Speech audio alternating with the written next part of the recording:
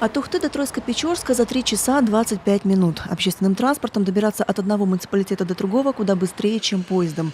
По железной дороге этот путь занимает целых 5 часов. А все потому, что средняя скорость движения состава с учетом состояния дорожного полотна не превышает 40 км в час.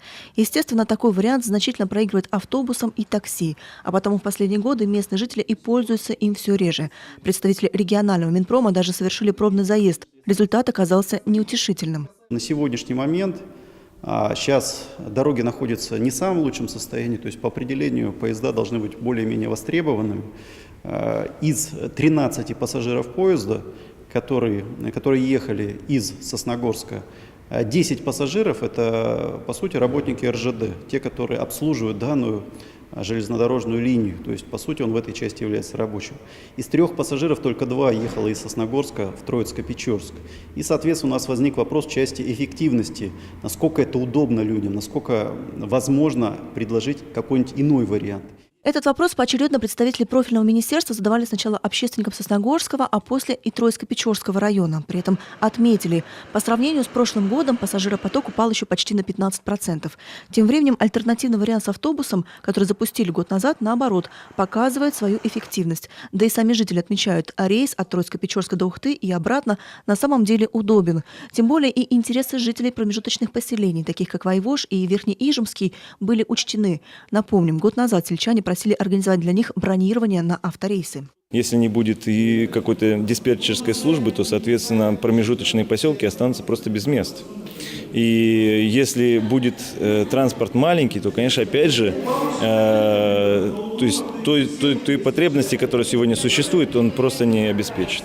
В итоге бронь работает. За год в адрес министерства не поступило ни одной жалобы, а автобус на 25 пассажирских мест, как правило, всегда полон. Но главное, у жителей 3 муниципалитетов сохранилась возможность льготного проезда, как это было на железнодорожном транспорте. Возникает резонный вопрос, а может и вправду стоит полностью отказаться от поезда?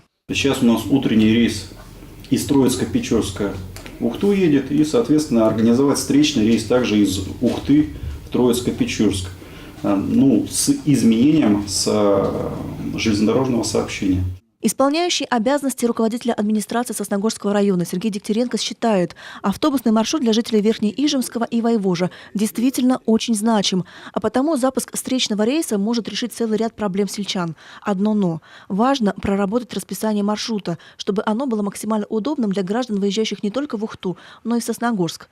Власти уже поручили местному управлению ЖКХ и администрации поселков собрать предложения от жителей. Тем временем в соседнем Троицко-Печорске эти настроения не разделяют. Здесь по-прежнему ратуют за сохранение состава и отмечают. Причина низкой заполняемости – отсутствие муниципального маршрута. В министерстве к этому мнению решили прислушаться.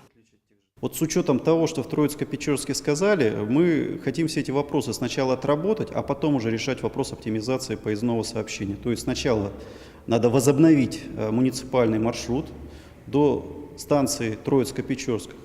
Из Троицко-Печорска до станции Троицко-Печорск, посмотреть, какая будет статистика, и только после этого принимать какие-то решения.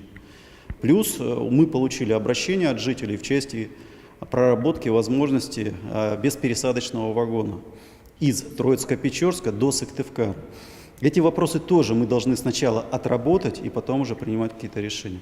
В министерстве подчеркивают, пока никаких радикальных действий по отмене поезда ведомство предпринимать не собирается, а лишь пытается прощупать почву и услышать само население муниципалитетов.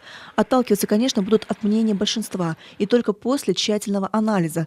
Учесть обещают абсолютно все факторы, вплоть до безопасности перевозок. Стоит отметить, дорожное полотно от Ухты до Троицко-Печорска этим летом существенно подлатали. Любовь Лапина, Дмитрий Ведерников, телеканал Юрган.